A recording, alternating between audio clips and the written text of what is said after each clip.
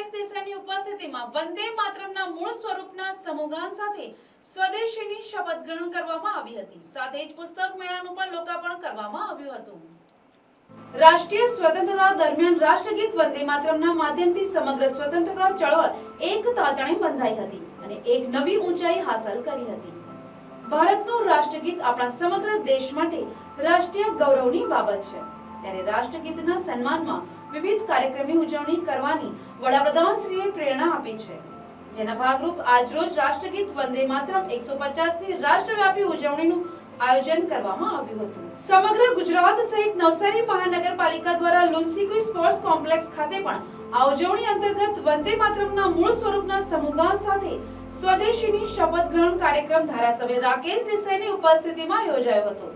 આ સાથે જ પુસ્તક મેળાનું પણ લોકાર્પણ ધારાસભ્ય રાકેશ દેસાઈના હસ્તે કરવામાં આવ્યું હતું।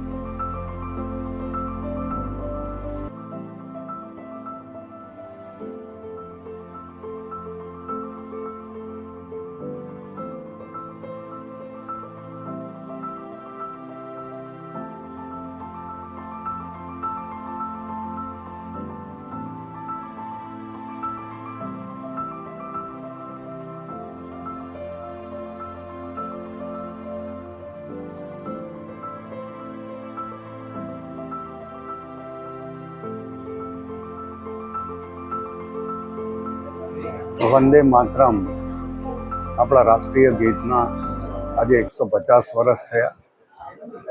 એની ઉજવણી સમગ્ર ભારત દેશની અંદર વંદે માતરમ ગીતનું સામૂહિક પઠન કરીને કરવામાં આવે।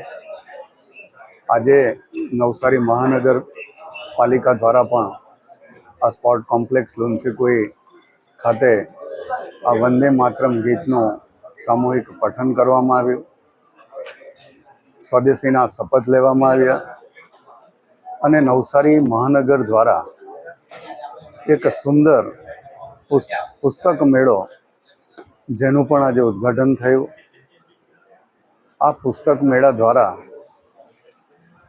વિદ્યાર્થી હોય, શિક્ષણ જગતનું વાત હોય, સમાજ જીવનની વાત હોય, રોકાણકારની વાત હોય કે આપણા ધાર્મિક ગ્રંથોની વાત હોય, આ દરેક ગ્રંથોનું મોટું આ પુસ્તક મેળો નવસારી ખાતે યોજવા માટે આ નવસારી મહાનગરપાલિકાએ આ પ્રેરણાદાયી પ્લેટફોર્મ પૂરું પાડવા બદલ નવસારી મહાનગરપાલિકાને પણ હું અભિનંદન પાઠવું છું। આ રીતના કાર્યક્રમ દ્વારા નવસારીના નાગરિકોને દરેક ક્ષેત્રે કંઈ ને કંઈક નવું શીખવાની, નવું જ્ઞાન મેળવવાની પુસ્તકો દ્વારા પ્રેરણા મળે એ કાર્ય બદલ મહાનગરપાલિકાને ફરીથી અભિનંદન પાઠવું છું. Bureau report NTC news Navsari.